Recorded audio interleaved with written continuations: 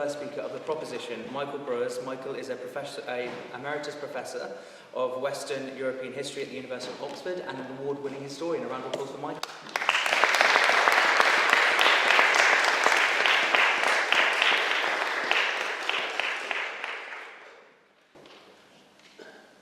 I would begin by, Mr. President and ladies and gentlemen, I would begin by returning us to some very well-known words from Shakespeare's Julius Caesar, when Mark Antony remarks, "I have come to bury Caesar, not to praise him. The good that men do is often interred with their bones," but as he added, the evil that they do lives after them. I would contend that the exact opposite is true of Napoleon. I will not try to argue for one moment that there was not evil and harm done in connection with Napoleon, that he was not in some way connected to it. The records speak strongly that it's worthy of debate, as it shall be tonight. But I would argue very strongly that the good was anything but buried with his bones, that the good that he did lived after him. The wounds of the Napoleonic Wars were horrid, but they healed in most cases very quickly. They did not leave the lasting imprint that his good works did. I think it's worth pausing to think for a moment that he held power for roughly 15 years. And for almost 5 of those years, most of Europe was at peace. No previous revolutionary regime since 1792 had achieved anything like that degree of success. And he used those 5 years, and much of what followed creatively, to lay down a remarkable legacy that still marks not just the public life of France, but that of almost the whole of Europe. No, the good was not interred with his bones. In what did it consist? It can be at first, in some ways, I think, at first glance, a boring checklist. But when you look closer, it's anything but.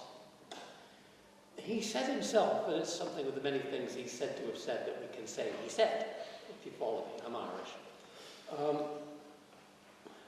that although the Grande Armée, the great army he forged in the Channel ports, was the creation in which he took most delight, the achievement that he really believed in his own lifetime would live forever were his legal reforms embodied in the Code Napoleon. I would contend that so it proved. What did the Code bring, both to France and to so much of Europe? Remarkable change, consolidation of so many of the hopes and aspirations of the French Revolution. You look for it less in statute law, although you'll find it there, because statute law changes with the times. His greatest achievement was something that at first glance is quite banal, the Code of Procedure. But what was the Code of Procedure? It guaranteed the open public trial by jury. It guaranteed that the debates of trials were published publicly for everyone to read, that debates happened in public, and not, as was so often the case over so much of Europe, behind closed doors. It forced the creation of professional, properly trained magistracy. And I've always found this quite interesting, that, just to pick out some examples, that where restored monarchs after 1814 tried to do away with the code, they soon had to restore some version of it. People didn't like the change. They didn't want to go back in that important respect. I find it very poignant that after the wall came down in 1989, immediately the new states of Eastern Europe reached for versions of the code to run their own legal systems. The code, in an era when representative government was weak, democracy was a long way off, was a guarantor of a great many personal rights. It guaranteed the end of feudalism. It guaranteed freedom of conscience, freedom of religion, freedom of occupation. All these things outlived him, outlived the evil that he did. His model of administration, based on prefects in a centralized bureaucracy, again, is found still working well over much of Europe. An important legacy was found as recently as the COVID epidemic, where the local administrations of Alsace and across the road in Baden, Germany, across the Rhine, were working to more or less the same administrative system in handling a hotspot of that dreadful plague that was with us not all that long ago. At the end of the Second World War, when tentatively the steps were begun to create the European Union, it's quite interesting that however high up the ladder political rows were taking place, on the ground, local administrators and indeed local magistrates over so much of Western Europe were working within broadly the same system and able to work together. At the apex of it all stood the Council of State, the great advisor to Napoleon and to all successive French regimes, and indeed it was adopted almost universally in continental Europe in the course of the 19th century.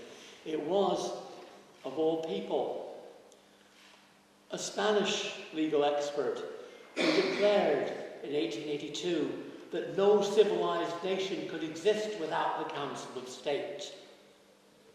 I remember being at a conference once in Madrid, and a very spirited colleague, Spanish colleague of mine, said, Napoleon did conquer Spain. He conquered it in 1847 when he adopted the Council of State. And I said, no, Maria. He conquered it in 1832 when you adopted the code. There. But I think most important of all of his reforms enshrined something even more important.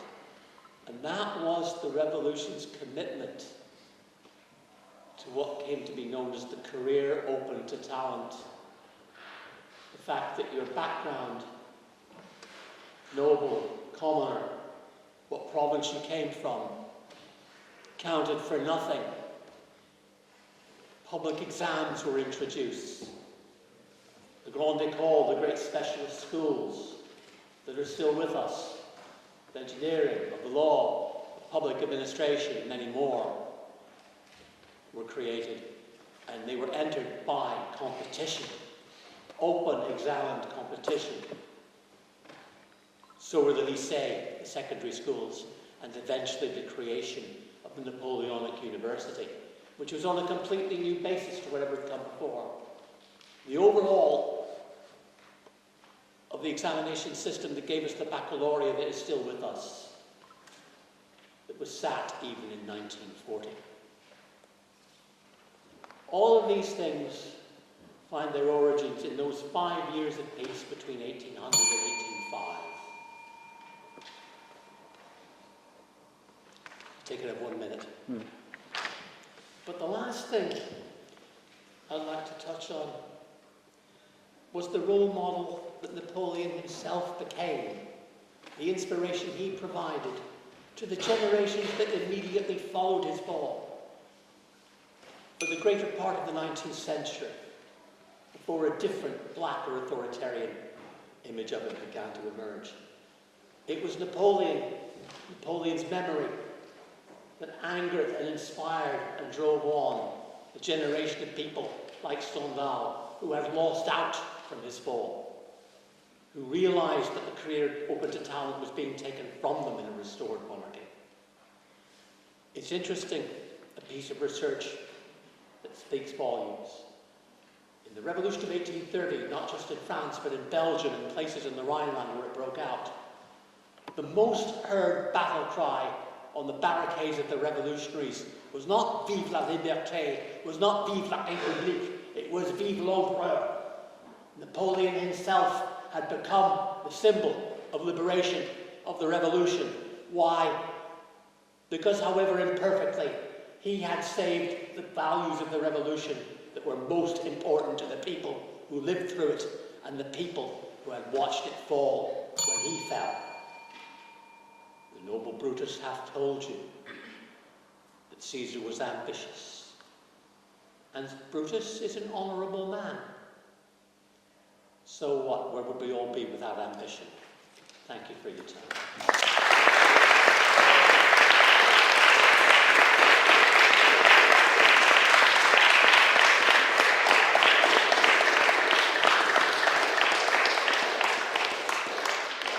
Thank you, Professor Burrows. I'd now like to invite Dr. Zack White. Dr. White is a research fellow at the University of Portsmouth and Napoleonic era historian and podcaster.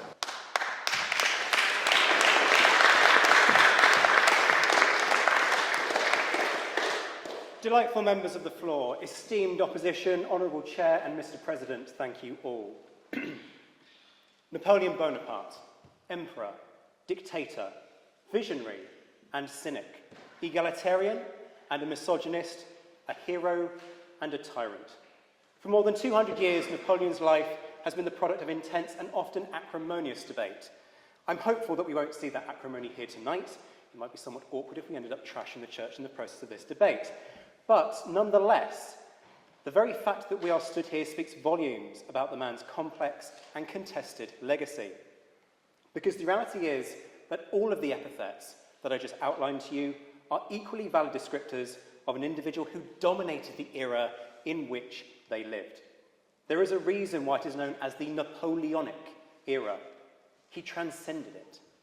Conflict, diplomacy, economics, society, democracy, culture, all were influenced by him, many of them controlled directly by him, not just in France, but across Europe, and with ripple effects around the world. The Code Napoleon represents the ancestral DNA of French law. It became the framework for constitutions in South America, constitutions of countries that were in part born out of the turmoil of his wars in Europe. Yet impact and positivity are not necessarily synonymous. Napoleon may well have been one of history's great overachievers, but I cannot agree that, on balance, Napoleon was a force for good. For to be good requires, in my mind, one of two things. Either your life leaves more people better off at the end of it than when you came into this world.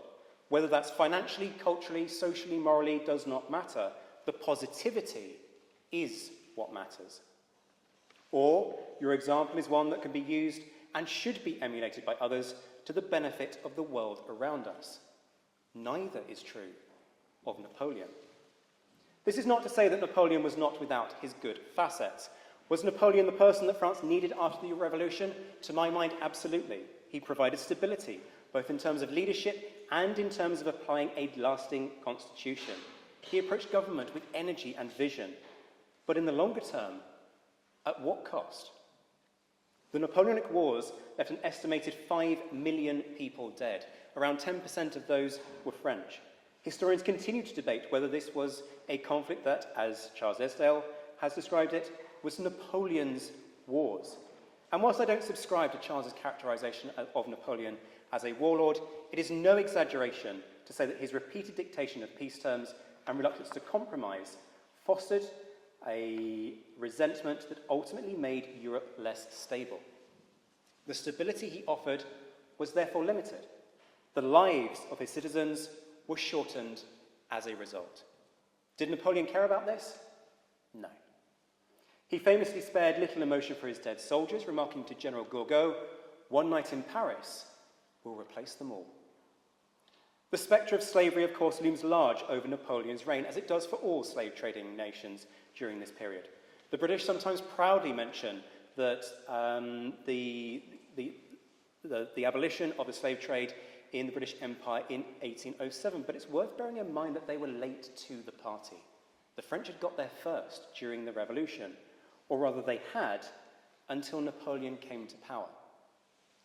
Under the law of the 20th of May, the law of the 20th of May 1802 was not the result of Napoleonic ideology, but rather of indifference. The pro-slavery lobby presented a vision of improved colonial commerce through slave labour, and Napoleon lacked the interest in the humanitarian counter-argument. As the Fondation Napoleon puts it, the re-establishment of slavery and the repression that followed remain a stain on the posterity of the consular regime. Should we be surprised by a man of the early 19th century espousing views that were commonplace in his era? Of course not. A point of omission. Please? The abolition that you speak of was never carried out in 1794 due to a lack of manpower. Napoleon's so-called reinstatement was simply a recognition that such a feat was never carried out. Should I continue or debate the reforms? The legal facet is the core of my argument here, and the legacy that then presents, and the prospect that presents for enslaved peoples. What I would say is that if teaching history in secondary schools has taught me anything, it's that people often look to history for two things. The first is ways of understanding the origins of our time, and the second is inspiring examples whom we can emulate. And whilst Napoleon's code did, as I mentioned, provide much needed stability, and Napoleon instituted important reforms, most notably equality before the law, that equality only extended to one group of people: men. If you want to understand the enshrining of the patriarchy in French law, look to Napoleon. Look to his code. Husbands placed in control of family property, afforded sole authority on the fate of children, favoured in divorce proceedings, stipulations that would set the cause of women's rights in France back for 150 years. Anyone inspired by Napoleon's views on women will likely find 2025 a bewildering place, because when asked by Madame de Staël who was the most superior woman in antiquity, his response was she who has borne the most children. So let us take stock here. Women, enslaved people, the families of loved ones of the Napoleonic Wars, the war dead themselves. Put it all together, and more than half of the population of France was worse off by the end of Napoleon's regime. And for the citizens of Paris, Napoleon's regime was not one of freedom of expression. Newspapers shut down, plays censored, propaganda, of which Napoleon was unquestionably a genius, were everywhere. The truth was what Napoleon said it was. And in fact, Professor Beatrice de Graaf has highlighted that one of Napoleon's great innovations in this field was the creation of what was termed fausse nouvelle. Yes, folks, Napoleon quite literally created fake news. Alongside his Minister of Police, Joseph Fouché, Napoleon literally wrote the rulebook on monitoring his citizens, a rulebook that was so effective that it was picked up and implemented virtually verbatim by the authoritarian powers of Europe. And this draws us to a key counter-argument on Napoleon's legacy, that his unpalatable views and actions were not unusual for his time. But therein lies the tension. For if Napoleon was so typical of his contemporaries, and so typical of autocratic leaders of the age, why laud him for being so much better? In an age of British rotten boroughs and negligible democracy on the continent, it may appear commendable that he held plebiscites on key decisions relating to the role of his government. But when that voting is done in public, enabling people to be encouraged to vote in favour, when the army is assumed to have voted in favour without being seriously consulted, when zeros are added to votes in favour and the votes against are reduced on a whim, the sham veneer of democracy really doesn't seem so much better than no democracy at all. But what are the examples set by his career, you might say? His trajectory, his seemingly inexorable rise, the transition from obscurity and poverty to the all-conquering hero and military genius who sat astride Europe thanks to his talents, ambition, and guile. Well, for one thing, let's not take the marketing of that cinematic character assassination that was Ridley Scott's Napoleon movie at face value. Napoleon no more came from nothing than he conquered everything. If you ever are lucky enough to be in Ajaccio, Corsica, go to Maison Bonaparte. Walk the rooms of this large 3-story townhouse, with many of its rooms decorated in, yes, a stripped-back version of 18th century aristocratic opulence, but a version nonetheless. And as you do so, reflect on what the lowest classes had by comparison. Because if Napoleon came from nothing, that's some nothing. Egalitarian? Well, it depends where you look, because cronyism looms large over many of his decisions. It is a truism that Napoleon was driven by dynastic ambitions for his siblings. Napoleon did indeed replicate much Bourbon behaviour in how and where he placed his siblings on thrones. Those are not my words. Those are the words of Napoleon's leading biographer, Professor Michael Breurs. Why does that name ring a bell? Was Napoleon a force for good? Not if you were a woman. Not if you lost a loved one to the Napoleonic Wars. Not if you were sold into slavery in the French Empire. Not if your political views failed to align with Napoleon's. Thank you. Not if your nation was invaded by the French. As a list of people who were adversely affected by one's existence go, it's probably one of the biggest in history prior to the First World War. For sure, there were important legacies of Napoleon's life. Reforms, aftershocks. But what I want to conclude with is a different way of interpreting this motion. I have argued that Napoleon's example is not, on balance, and for the most part, a good one to emulate in 2025. But there is one manner in which we can interpret Napoleon not so much as a force for good, but certainly as a useful force. He serves as a warning of what can happen when remarkable talent is coupled with unbridled ambition and allowed to acquire power virtually without limit. Napoleon was not a 19th century Hitler. Most historians would agree that any comparisons there are surface level. Nor was he the Corsican ogre of British propaganda. But he was a dictator. His regime did play fast and loose with election results. He was able to achieve many of his foreign policy aims through the application of military force, often with comparatively little repercussion. When put like that, the early 1800s doesn't sound quite so different from the news of today. The interest in Napoleon's life endures in part because he is an important reminder from history. His story, full of controversies, is intriguing because it is so human. Napoleon's life was important.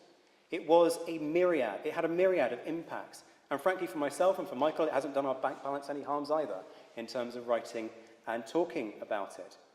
But there is too much suffering. Too many people so adversely affected, and too little humanity for Napoleon to be a force for good. Thank you.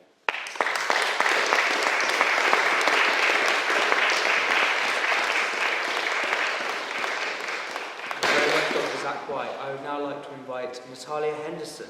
Natalia is a final year liberal arts student and she wrote her dissertation on the French Revolution. Congratulations and please welcome Natalia.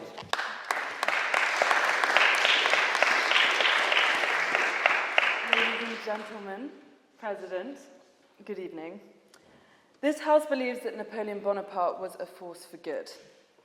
This is not a question of sainthood, but rather a question of impact. Now, Bonaparte was not flawless. I refuse to believe that any great leader was. However, I'm here to discuss how Napoleon's legacy in law, in governance, and in the architecture of the modern state ultimately outweighs his flaws, making him a force for good. I'm standing before you all as a French citizen, but as a product of British education. And so tonight, my intention is not to simply defend Napoleon Bonaparte, but to translate him to you all.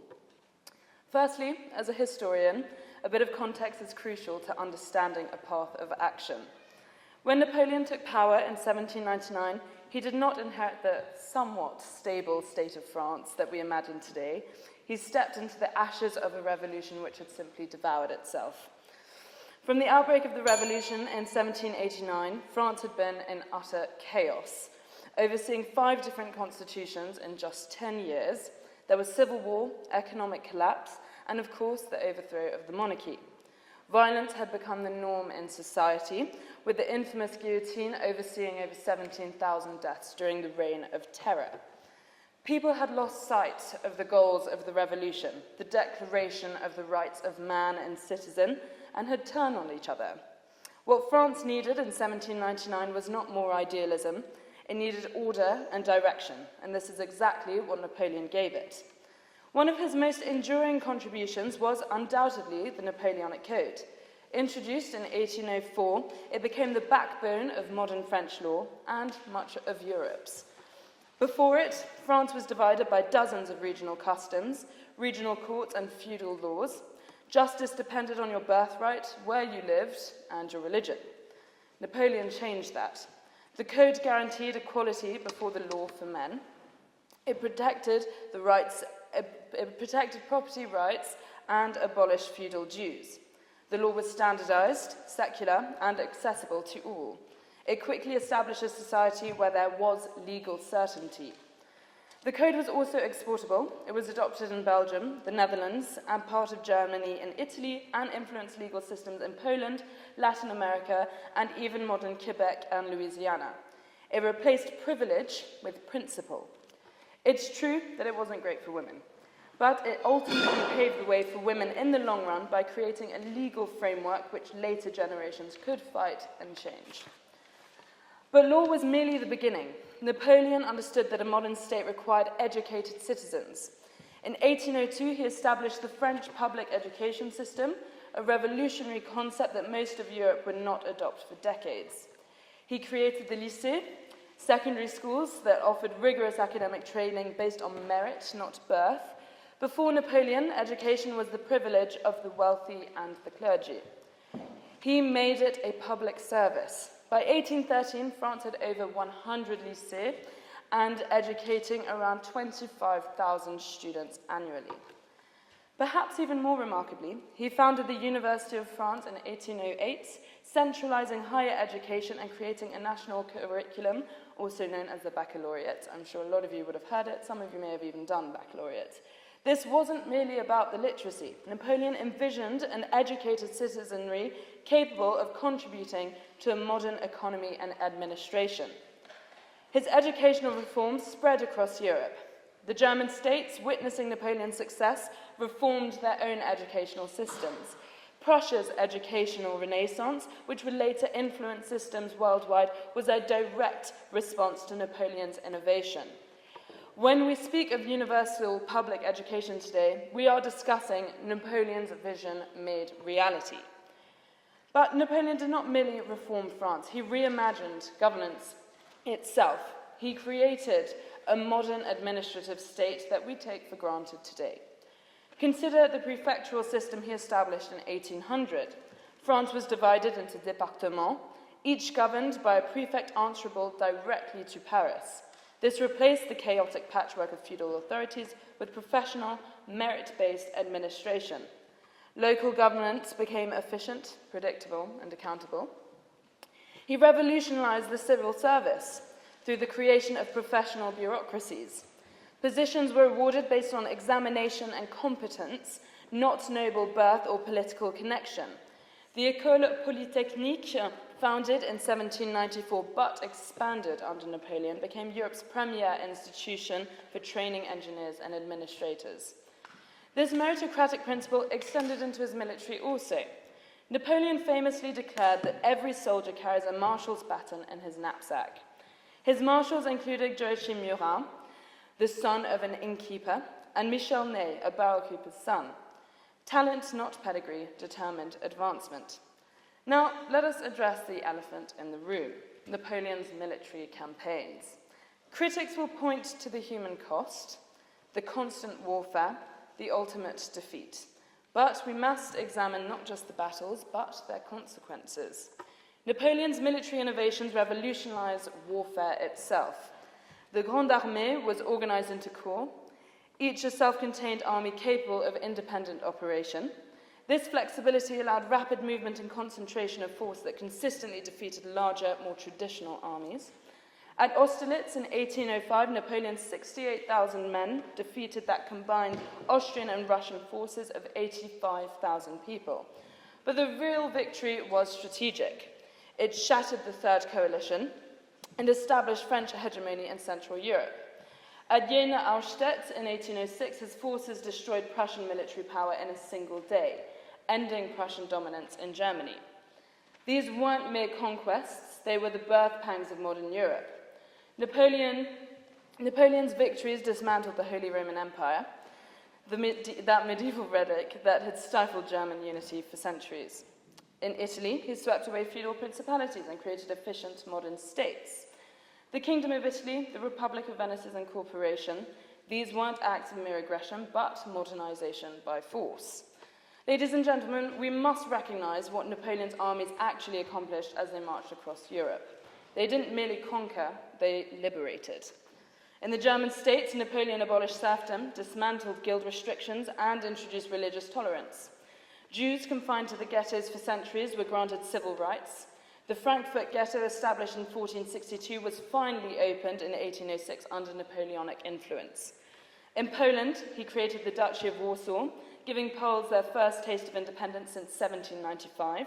The Polish legions who fought for Napoleon did so because he represented their hope for national revival, a hope that would echo through the 19th century until Poland's eventual restoration. Napoleon's continental system, while economically disruptive, forced European economies to modernize. Traditional guild systems crumbled, spurring industrial development. The economic integration he attempted prefigured the European Union by 2 centuries. Napoleon's influence also extends far beyond administration and warfare. He was a patron of the arts and of the sciences on an unprecedented scale. He established the Prix de Rome, supporting the French artists and architects. The Louvre transformed from a royal palace into a museum, displaying treasures for everyone to see from all across Europe, making high culture accessible to ordinary citizens for the very first time. His Egyptian campaign of 1798, while militarily inconclusive, was an intellectual triumph. The 167 scholars he brought with him produced the monumental Description de l'Égypte, a 24-volume work that founded modern Egyptology. The Rosetta Stone, discovered by his expedition, unlocked hieroglyphic writing for the first time in over a millennium. Napoleon founded the Institut de France, bringing together the nation's finest minds. He personally attended scientific meetings, engaging with scholars like Pierre-Simon Laplace and Claude-Louis Berthollet. His support for vaccination, for decimal coinage, the metric system, showed a leader committed to rational scientific progress. The economic impact of Napoleon's reign was nothing short of revolutionary either. He established the Bank of France in 1800, creating monetary stability after years of revolutionary chaos. The French franc became Europe's most trusted currency, remaining stable until the First World War. His infrastructure projects is rivaled, even could be compared to ancient Rome. The road from Paris to Milan, carved through alpine passes, connected France to Italy permanently. The Canal Saint-Martin brought fresh water into Paris. These weren't just vanity projects, they were investments into France's economic future. Napoleon abolished internal custom barriers, creating a unified French market. Guild restrictions that had stifled innovation for centuries were swept away. The result was unprecedented economic growth. French industrial production doubled during his reign. Now, these constitutional innovations outlasted his empire. Ladies and gentlemen, I stand before you not to canonize Napoleon Bonaparte, but to weigh his impact honestly. Yes, he was autocratic. Yes, his wars caused immense suffering. Yes, he ultimately failed to create lasting peace. But consider what Europe looked like before and after his reign. Before, a continent trapped in feudal structures, where birthright determined destiny, where law was arbitrary, where education was privilege, where meritocracy counted for nothing. After, the foundations of modern Europe: legal equality, professional administration, public education, religious tolerance, economic modernization. The Europe that emerged from the Napoleonic Wars was fundamentally different from the Europe that entered them. The ideals of the Enlightenment, which the Revolution had proclaimed but failed to implement, found their practical expression through Napoleon's reforms. When we walk through modern Paris today, when we rely on legal systems based on rational principles, when we benefit from merit-based education and administration, we walk in Napoleon's shadow. His influence shaped not just France, but the entire Western world. History will remember Napoleon not as a perfect man, but as a transformative force who, despite his flaws and failures, dragged Europe kicking and screaming into the modern age. In that transformation, in that decisive break with the medieval past, lies his claim to being a force for good. The question is whether his impact on human progress outweighs his shortcomings. I submit to you that the very freedoms we enjoy today, the very institutions we take for granted, bear his indelible mark. Napoleon Bonaparte was indeed a force for good, not because he was perfect, but because he was necessary. Thank you.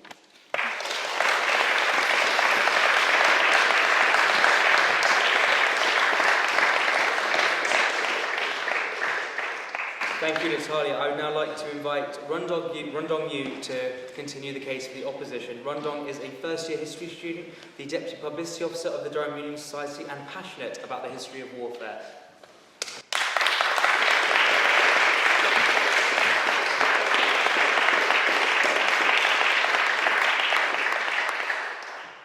Thank you, Mr. President, Mr. Secretary, and to everyone attending this evening. It's an honour to be here. I'll begin with a quote from the French royalist Chateaubriand, who, following Napoleon's abdication in 1814, wrote the following: "You wanted a republic, and you brought us slavery.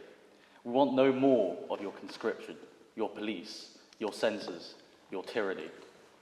Such outrage reflects what a substantial part of Europe felt at the time, that Napoleon destroyed more than he delivered. The motion before us tonight states that Napoleon was a force for good.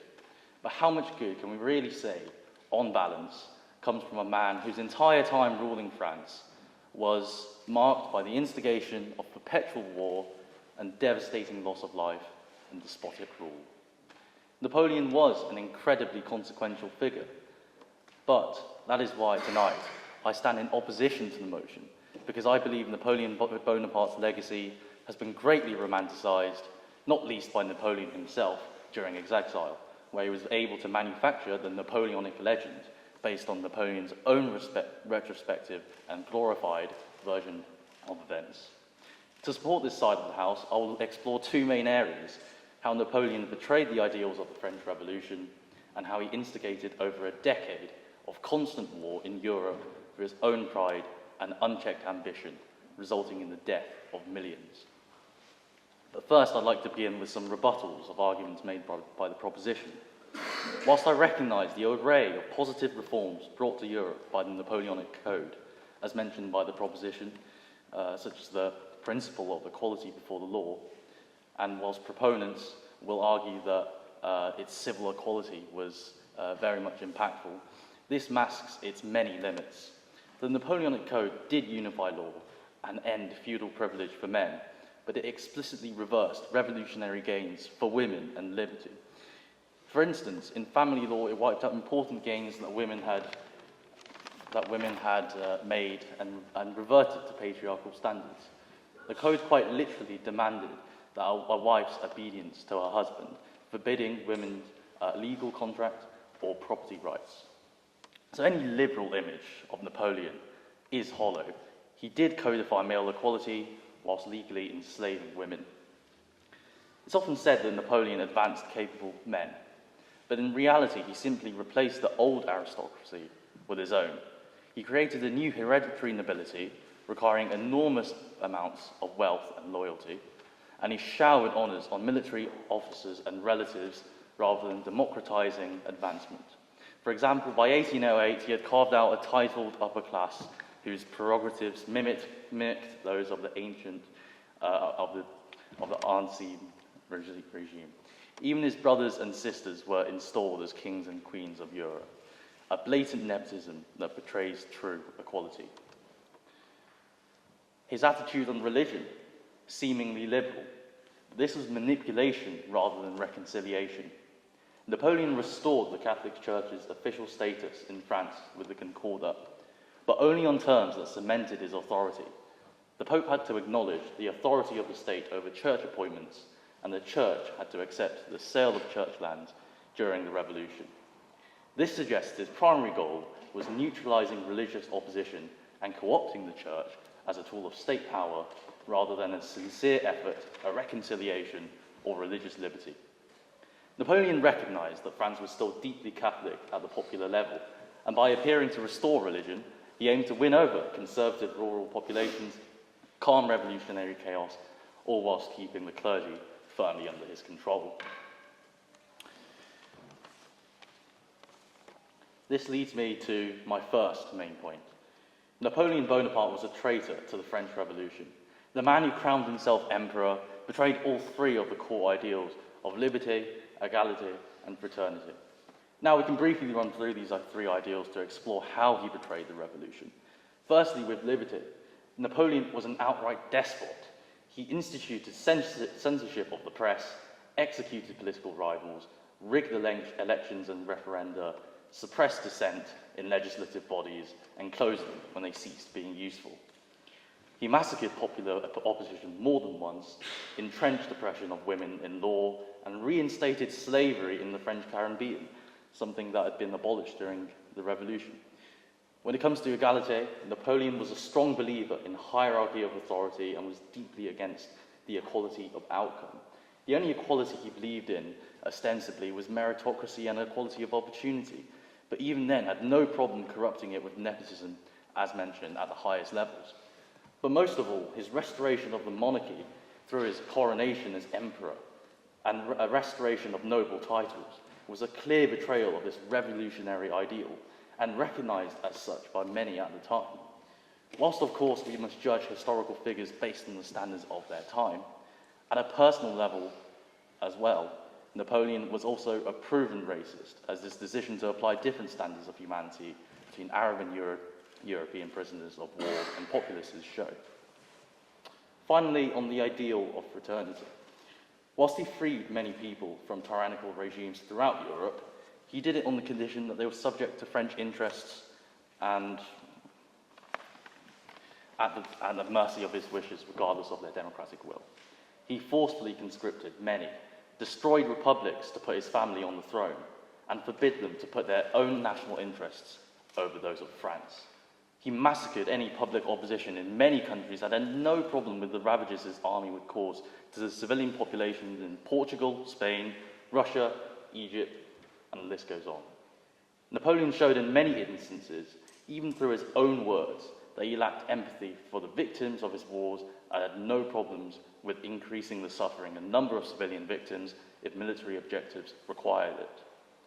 And then there was the warmongering itself, the relentless bloodletting that followed Napoleon's every move.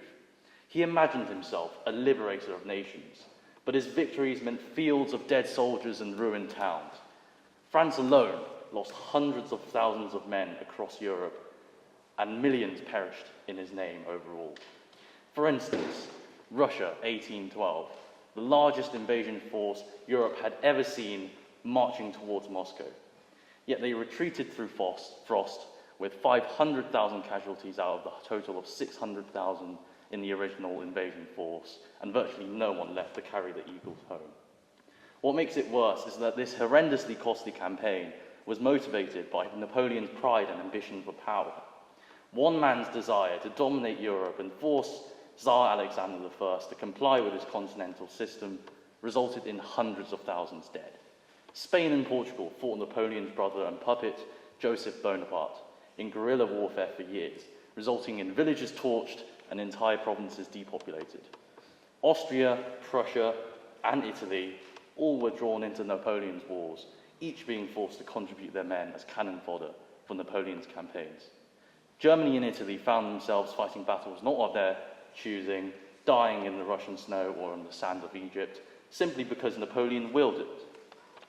The policies of Napoleonic France, be it political or economic, were constantly geared towards provoking and prolonging conflicts. The motion itself implies Europe benefited from Napoleonic rule. In reality, conquered nations lost self-determination and resources. For example, his formation of the Confederation of the Rhine removed the national identity of many German states. It did ultimately later cause Germany to form as a nation, but Napoleon very clearly oppressed Germanic peoples and their self-determination.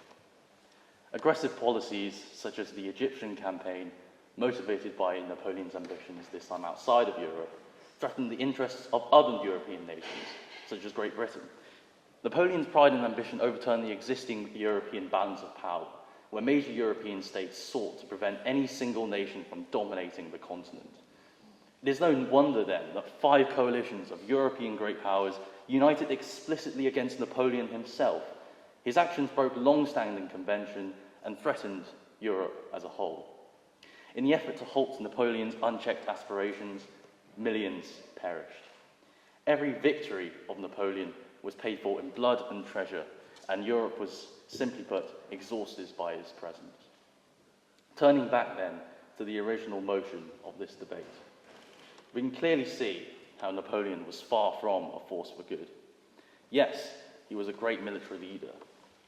Yes, he conquered Europe, but he was a man driven by pride and ambition, willing to sacrifice any number of principles or lives for his conquests. The question is not only what he built, but what he destroyed in building it. Those who benefited under his rule were the few: generals, administrators, his close family. The cost was borne by the men, the farmer, the soldier, the child. Thus, believing Napoleon was, on balance, a force for good is, to me, difficult. Ultimately, a holistic view of Napoleon's legacy and impact, with the arguments I've just presented, suggests to me that Napoleon's impact was far from great. It is for this reason that I invite you all to join me in voting for the opposition against tonight's motion. I yield to the chair. Thank you, Mr. President.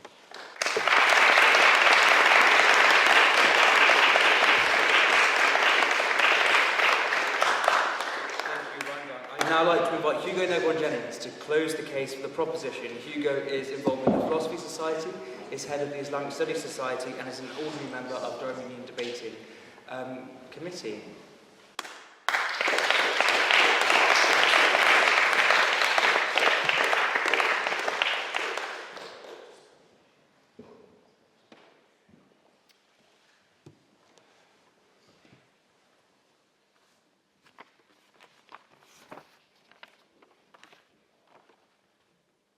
Liberté, égalité, fraternité, or la mort.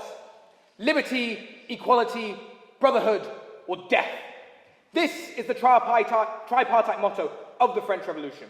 Without Napoleon, there would have only been death to these principles.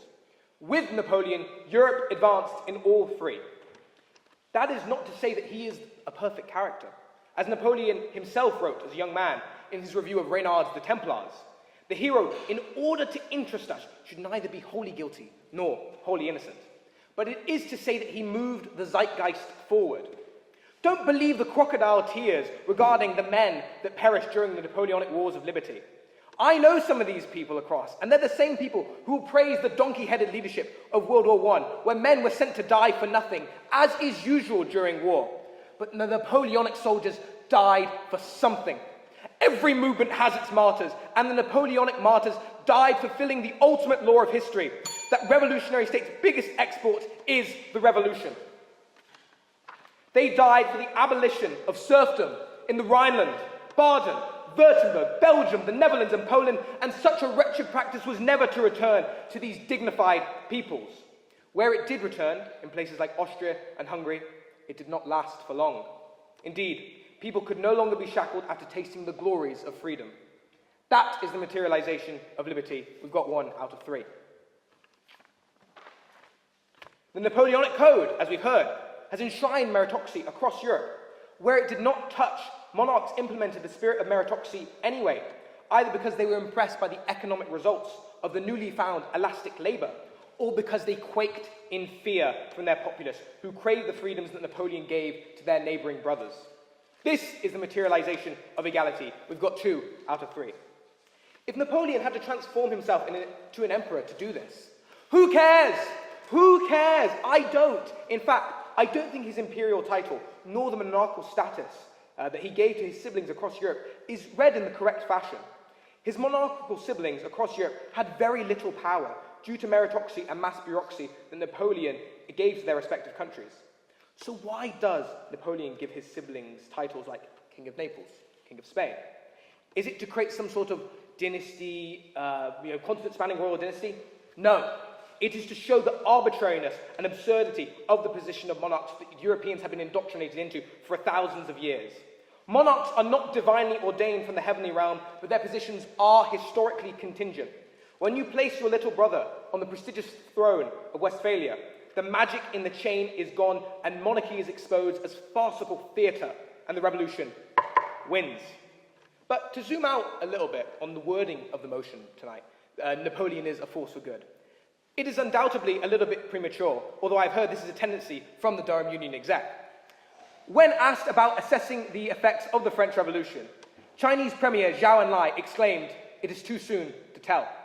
In the same way, whether Napoleon has been a force for good in the world is also too soon to tell. Legacies are not fixed. They are malleable, and Minerva only spreads her wings after dusk. Yet, if the left is to be ready for power, it must rediscover Napoleon.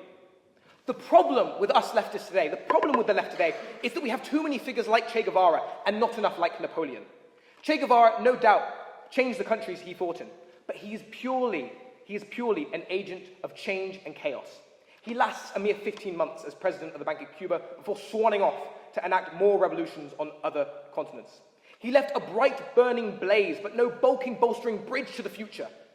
This is the problem with the left today. We scream down, down, down, but no one ever wants to talk about the day after the revolution. Napoleon is a figure that thought about the day after the revolution, and he lived it. The stormy whirlwind chaos of revolutionary France, with its endless executions and revolving door of leaders, was calmed by the pragmatism and firmness of Napoleon. Without Napoleon, all of the gains from revolutionary France would have been lost. Monarchs and their successors would have merely told their people, "Do you really want to end up like revolutionary France?" Instead, Napoleon came along, stabilized the revolution, cemented its gains, which made monarchs and their successors say to their advisors, "We must change, lest we end up like revolutionary France." Napoleon can also help the left deal with what I consider Europe's biggest challenge of the 21st century. You will need to stick with me because this needs some explaining. The left's position on multiculturalism remains unconvincing to the public, precisely because of its superficiality and reliance on substanceless rhetoric. The public is, we say, that Britain should be tolerant of other people's views. The public is quite right to ask, why? What is the advantage of that? The left's typical response is characteristically superficial. Well, diversity of views is just inherently good. It is no wonder the British public does not find this particularly persuasive. Napoleon had a truly internationalistic attitude towards other cultures that the left must adopt in order to give its multicultural approach real substance. One of the most overlooked aspects of Napoleon's life is his relationship with Islam. In 1798, he begins multiple of his letters with the phrase, "In the name of God, the most merciful, the most gracious," the opening line to almost every chapter of the Quran. Throughout periods of his life, Savre's 1783 translation of the Quran was his constant companion. Napoleon was even in negotiation with Abdullah al-Sharaki to publicly convert to Islam, but his refusal to stop drinking Burgundy's Gevrey Chambertin with its irresistible licorice aroma ultimately scuppered the process. So, why does Napoleon have such a thorough engagement with Islam? It's 2 reasons. Firstly, the French Revolution's project was to create a rational, modern religion, stripped of the bells and whistles of medieval Catholicism. The aim was to re-establish links with ancient philosophy, which could reason to one purely simple God as opposed to a mystical trinity. Napoleon believed that Muslims had already captured this intellectual advancement and thus attempted to intellectually ally with them in order to further the development of this new social project. Secondly, Napoleon believed that the French Revolution's project of universalism and anti-racism could be furthered by looking to Islam for solutions. He believed that Islamic-style polygamy was an effective tool to combat racism and promote racial mixing. I will now quote Napoleon directly. If a man has several wives, white and black, his sons, the black and the white, since they are brothers, they sit together at the same table and they see each other as equals. Hence, in the Orient, no colour pretends to be superior to one another. When we will wish in our colonies to give liberty to black people and destroy colour prejudice, the legislator will authorise polygamy. This is a bewildering take. My point here is not to advocate for the cult of the supreme being, nor polygamy. My point here is that Napoleon experimentally incorporated insights from other cultures to further new European leftist projects. If the multicultural project is to work, we cannot sell it to the British people by saying that it is just a good thing to practice the virtue of tolerance. But we have to actively conceptualize the benefit which different cultures have and present it. If the modern multicultural project is to work, it cannot be surface-level tolerance of other cultures, but we must deeply engage and dialogue in order to find other cultures' best insights and incorporate them into our own. In other words, it is a reverse engineering of the mainstream left's typical disdain for cultural appropriation. For me, and for Napoleon, this is true brotherhood. This is true fraternité. And that's 3 out of 3. Liberté, égalité, fraternité. I have nothing more to say than to quote the Polish national anthem, which honours Napoleon's contributions and neatly summarises my arguments. Dał nam przykład Bonaparte, jak zwyciężać mamy. Bonaparte gave us the model for how we should achieve triumph.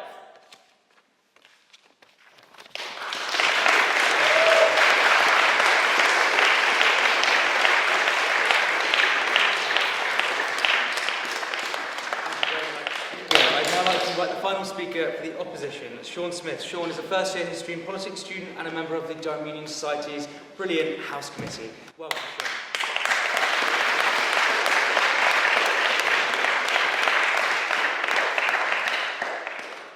Right, thank you all for joining me here, peers, partners, distinguished guests. I extend my sincerest gratitude to Rees, to the Union, and to all of you for giving me the opportunity to inaugurally speak to you here today. Now, we're here to delve into the complex and often contentious legacy of Napoleon Bonaparte. While the opposition hail him as a military genius, a prolific reformer, an enlightened despot, or one of the great patrons of Islam, apparently, it is vital that we highlight the detrimental impact of his reign. Napoleon, far from being the epoch of enlightened governance or a beacon of meritocracy, was in fact a megalomaniac with a capacity for unbridled cruelty. Napoleon's vanity, belligerence, and insatiable ambition plunged Europe unnecessarily into a continental war and numerous catastrophic conflicts, which, according to historian Mike Rapport, killed 5 million people between 1803 and 1815. A fatality figure comparable to World War I when adjusted for relative population size. No one intellectualises Napoleon's dark legacy greater than the late great historian Peter Schroeder, who referred to Napoleon's attempts at European conquest as a criminal enterprise, end quote, exacted on a scale, he said, only matched by the Nazis. Godwin's law. It is for these reasons why the stated motion is intolerable, and Napoleon simply cannot be considered a force for good. Napoleon's bloodlust was not an unfortunate consequence of warfare. It was a deliberate strategy of control, implemented through mass executions, scorched earth policies, and psychological terror. From the outset of his career, he demonstrated a ruthless disregard for civilian life. In 1795 in Paris, when he ordered a whiff of grape shot to crush demonstrators, over 300 men, women and children were killed. But brutality became a policy during his Italian campaigns, with towns like Benasco being burned, the councils of Pavia all summarily being executed, and entire populations punished for resistance. He justified such atrocities by proclaiming, quote-unquote, bloodletting is among the ingredients of political medicine, he boasted, and boasting to his general Berthier, He boasted about burning villages in the Italian campaign and, quote unquote, killing 100 peasants. Religious sanctity was trampled too. French troops desecrated churches in the papal states, lighting pipes with altar candles and threatening to destroy papal authority altogether. Napoleon's campaigns were not merely military conquest. They were exercises of humiliation, domination and fear. This cruelty dispersed among continents. In Egypt, again, I would like to rebut my good friend Hugo. If he was such a patron, such a sympathiser of Islam, why did he shell the Cairo Grand Mosque and ordered the decapitation of rebels merely resisting French occupation? Their heads were publicly displayed at Izbekia Square in Cairo, while their bodies were dumped into the Nile, a grotesque spectacle designed to terrorise civilians. In letters, Napoleon casually spoke of cutting 30 heads off nightly in Egypt. The massacre at Jaffa in 1799, where over 2,000 surrendered prisoners were executed after being promised clemency, stands as one of the most horrific war crimes of the 18th century. Even pro-Napoleon historian Andrew Roberts concedes that Napoleon's personal involvement in beheadings and village burnings during the Egyptian campaign. Eyewitnesses paint a horrifying picture, with Louise-André Pérouse describing the slaughter of Jaffa in graphic detail, noting that the sea was dyed with blood and covered with corpses. Napoleon later justified the atrocity, saying they were merely devils too dangerous to be released a second time, so I had no choice but to kill them. But these acts flagrantly violated the law of nations by Émeric de Vattel, a legal standard that Napoleon was very well acquainted with and knew greatly about. This legal standard said that such atrocities, that such prisoners, if you cannot accommodate for them, you shouldn't kill them, you should disarm them and release them. So in a way, Napoleon did actually violate the 18th century conceptions of international law, if you think about it. Such atrocities were not the product of necessity or of the age. They were chosen, calculated, and entirely avoidable.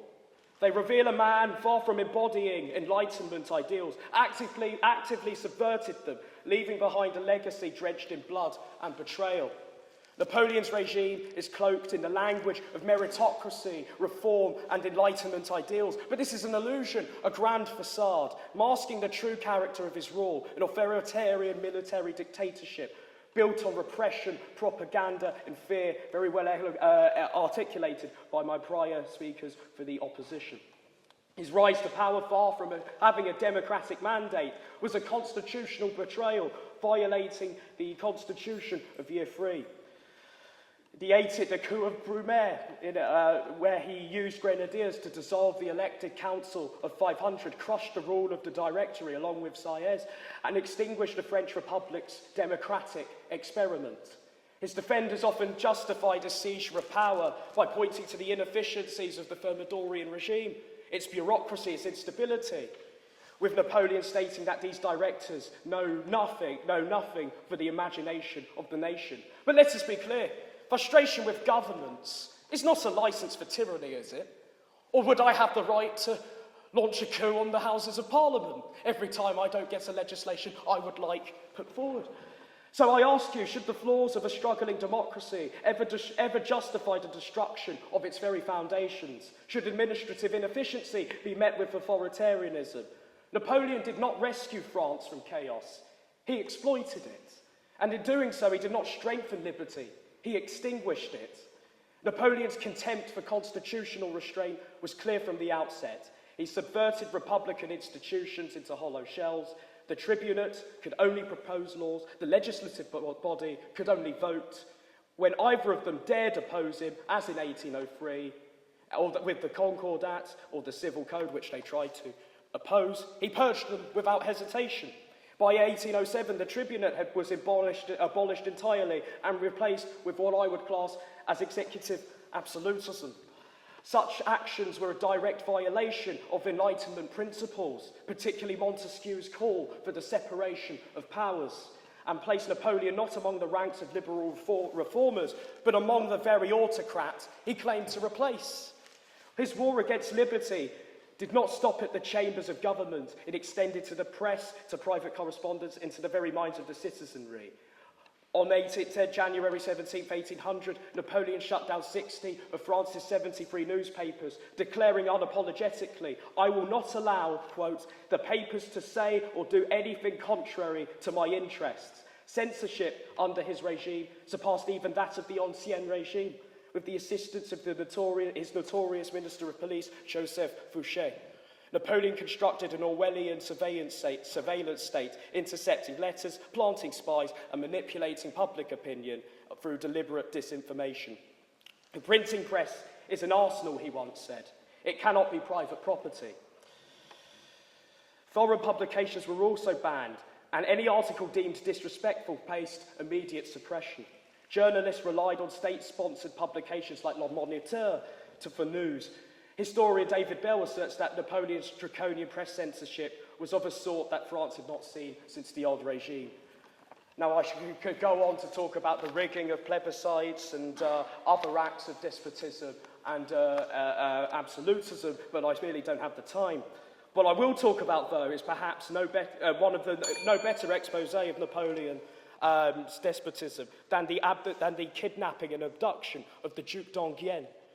Abducted in 1804 from Baden, a sovereign German state, a blatant violation of international law at the time, which was condemned at the time for violating Westphalian principles of sovereignty. D'Enghien was falsely accused, denied a fair trial, rushed through a kangaroo court, and was executed the next day in the moat of Vincennes. This message was unmistakable. Political opposition would be met not with argument, but with a bullet. This was not the rule of law, it was the rule of terror. After d'Enghien's execution, a police report noted that Paris had never been so utterly silent.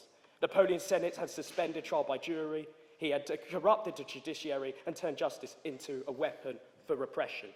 In his own words, his execution was meant to silence the royalists and the Jacobins once for all. Now, in light of this, I cannot in good conscience accept the claim that Napoleon was a force for good. I urge you all, as civic, decent, principled citizens, not to be blinded by myth or by glory, or his conceptions of glory, but to recognise the suffering Napoleon inflicted upon the people of Europe, the Middle East and beyond.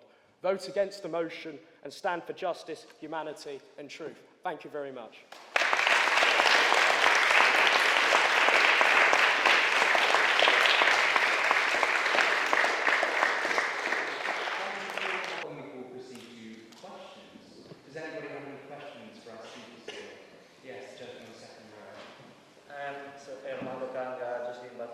So I have a question for the position. So the spread of Napoleonic ideas also led to the awake of the Italian, the Polish, also the German nationalistic spirit, and that led to eventually also the birth of a German nation. Was this eventually worthy, in your opinion? Sorry, the echo. I couldn't quite make out.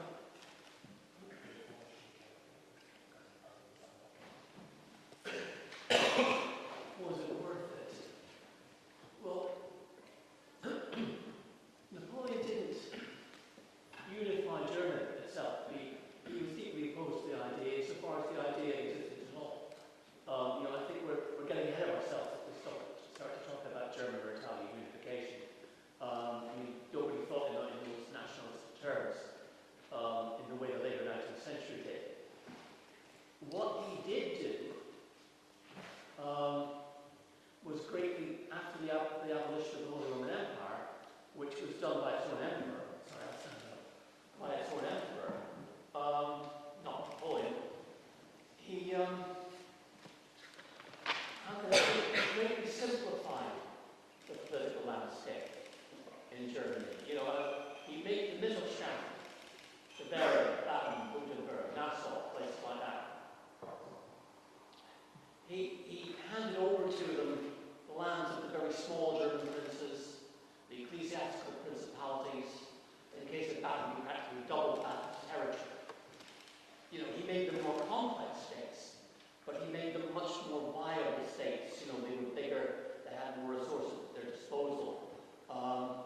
And it's quite interesting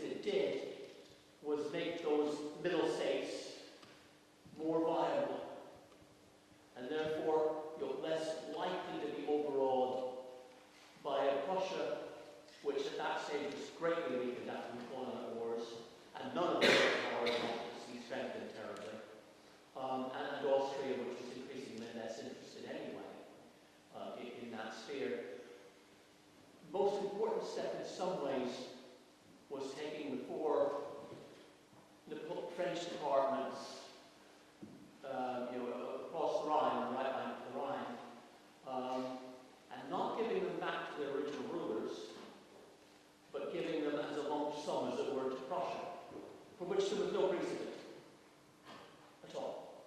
And putting Prussia as a permanent garrison on the Rhine against the French. And if you want to look really fast forward, it handed Prussia the Ruhr and all its military resources. Napoleon was highly amused by this, must say, he said they've created a monster. But they're too stupid to know that.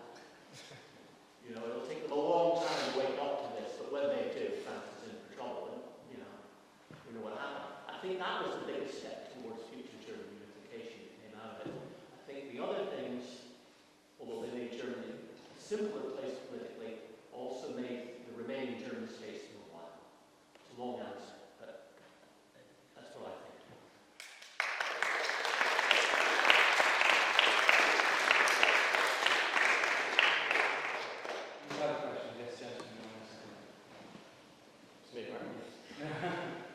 John Cummins, Trevelyan College. It's a question for the proposition. I was just wondering if you thought that venerating figures like Napoleon in today's political climate, when kind of fascism and populism are on the rise, is dangerous at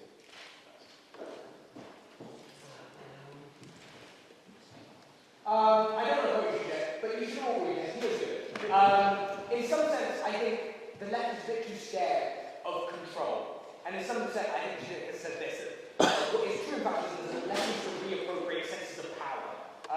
So I agree with you, there are dangers, just like everything. Napoleon is so dynamic that you can fetishize the wrong things. But actually, I don't think it's wrong to fetishize control and power. I think that's what the left really needs today. Really, any further questions? Can I follow that? Oh, yes, of course. Sorry, if you don't mind. Can I follow that? Because it is a very interesting question.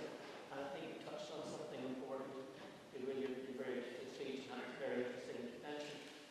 One of the things about any great historical figure, particularly French ones, I think, Napoleon and more than anybody else, is the way left and right both appropriate them at different times in history.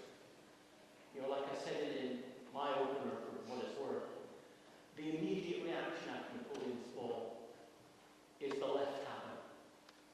The left happened for most of the 19th century, even though Napoleon III's nephew doesn't like the facts.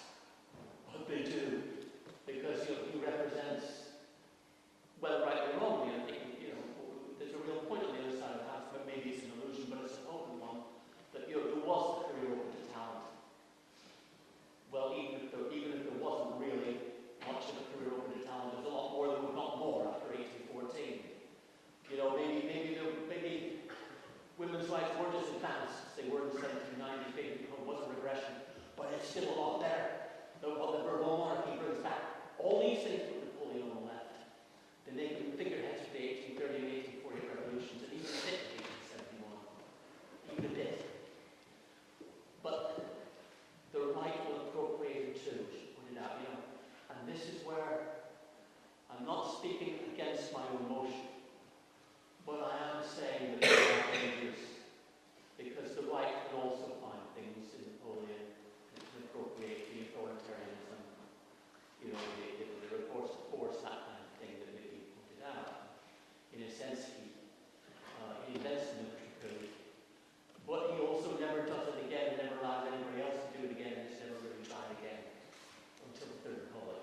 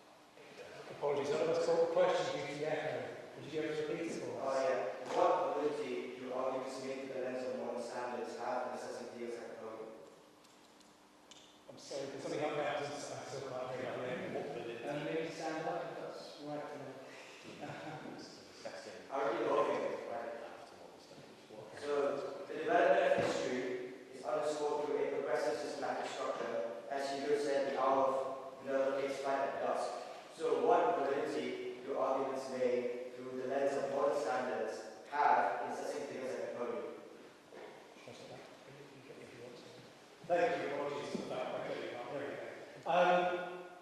History is always the lens through which we attempt to understand the present. History is our origin story, that's why we find it compelling. So we are always going to look back at the past in order to understand where we are right here, right now. That is okay. And this doesn't come with a pinch of salt, because, as I said during my speech, Napoleon was, of course, a prophet of his time. Of course, he had misogynist views, no usually didn't. Of course, he had views that were highly problematic when it came to race. But does that mean we should just ignore them because they were different at the time? I would argue not. Because in being frank with those views, we understand the origins of them. We can see the trickle through. We can see the way in which those ideas wrap themselves around thinking over the course of 2 centuries. And by being frank about them and confronting them and being unsettled by them, we start to come to terms with our history. And it's only when we come to terms with our history, having accepted it for what it was, that I argue we can find a way forward in this.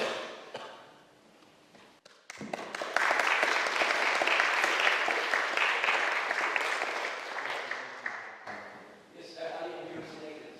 My question is addressed towards Mr. Jennings. As you've claimed that Napoleon in the Egyptian campaign claims to be a liberator of Islam and protector of white Muslims in West Africa, but his neighbor Leeds claimed that he was claiming the same things towards Christians and other minority groups. Do you really believe that it was famous because of his love for Allah, or was it pragmatism? Thank you. Yeah, so the traditional historiography around Napoleon's relationship with Islam is like, oh, it's purely cynical, he just wants to get, like, favor from Muslims and so on. I do take a revisionist approach to this. If you would like to visit this revisionist school further, there's a great book by John Talon, released very recently in 2019, Princeton Publishing, called Western Conceptions of the Prophet, The Faces of Muhammad. And the relevant pages are 184 to 195. That's about 11 pages, a sub-chapter of one of the later chapters. And this goes through the whole thing. And the reason why I'm convinced that it's not purely cynical is because he's writing about Islam during his memoirs. He's got no incentive to glorify that in any sense, right? So that's our position, if you would like the sources of that. Yes, Joseph. William Wilson, Grey College. For the opposition, I feel like it's a topic we haven't talked about enough. Beethoven's Third Symphony and Tchaikovsky's 1812 overture were inspired by Napoleon's actions. How would you argue that these works are not fit against your view Napoleon was a force for good?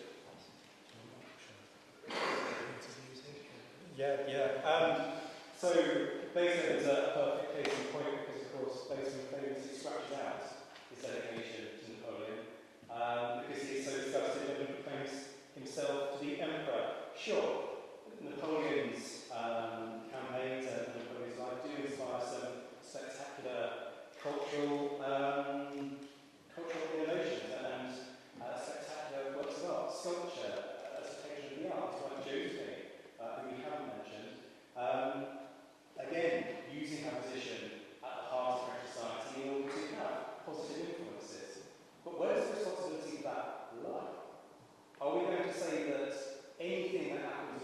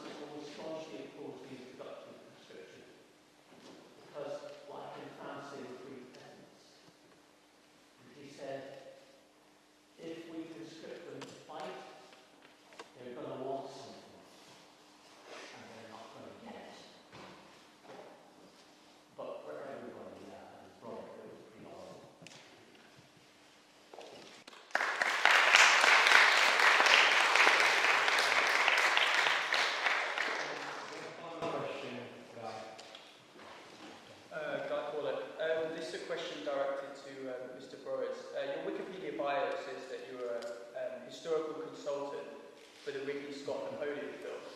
But I hear that a lot of historians say that it's not the most historically accurate film, it's more style over substance, and the portrayal of Napoleon's character isn't quite correct. I wanted to ask if you were ever at odds with Ridley Scott during the making of the film and what your opinion of it is.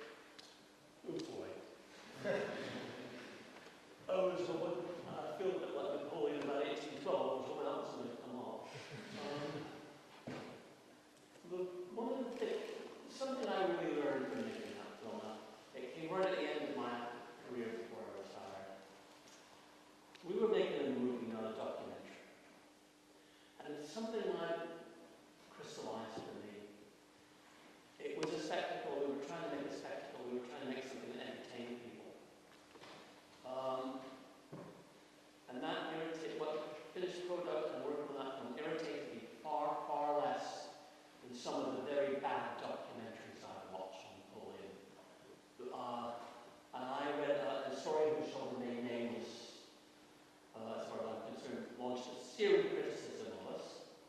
And many of his criticisms themselves were okay, fair enough. But every rebuttal, every single one, contained huge factual errors. He obviously knew less than Ridley Scott. Insofar as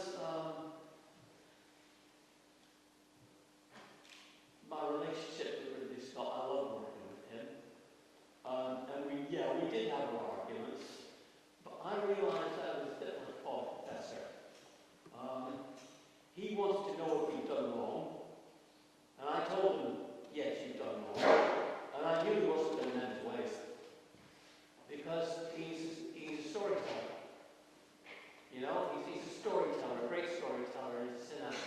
And that's, if he has that option in front of him, that's the one he's going to see. You know, and he wanted to make something that anybody could enjoy. And I think he got some things, the spirit of things, some things very right. I do, I think he got a lot of, there are obvious things I could strangle him for. There was one scene, and I won't say what it is, because he's rather like, I imagine, Napoleon. He inspires enormous loyalty among everybody who works for him, and I'm one of them. So I won't say what scene it was.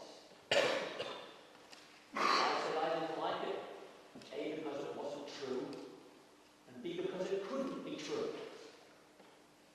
And it went against the character he created, never mind the character I've created. Sometimes I think I've just created a character, not written a book. The actors involved didn't like it. The scriptwriter didn't like it. Okay, so this is when we watched the director's cut. Okay. Then the actor's strike intervened. When he was editing it, no one could get near him, he left it in. You know, but we did have that kind of relationship. I kept saying to him, look, you've got to show the Imperial Guard more, you've got to bring the Guard into this, they were standing, you've got to do this. He said, that's the 9th time you said, 10th time you said that to me this morning, and I said, well, it's the 9th time you asked. You know, we got along, we really did, I like him, I can't help but I like him. I mean, I was ill during making the film, and I have to say it couldn't have been better. I mean, it could have been a nicer guy. But it would be great to work with. But yeah, I mean, that's where I walked away. We were making a movie to entertain. And yeah, it's got things in it that do irritate when you're a historian. But you know why they irritate me? Because I'm a nerd. Because I've been engrossed in that character for 50 years. You know, I'm a nerd.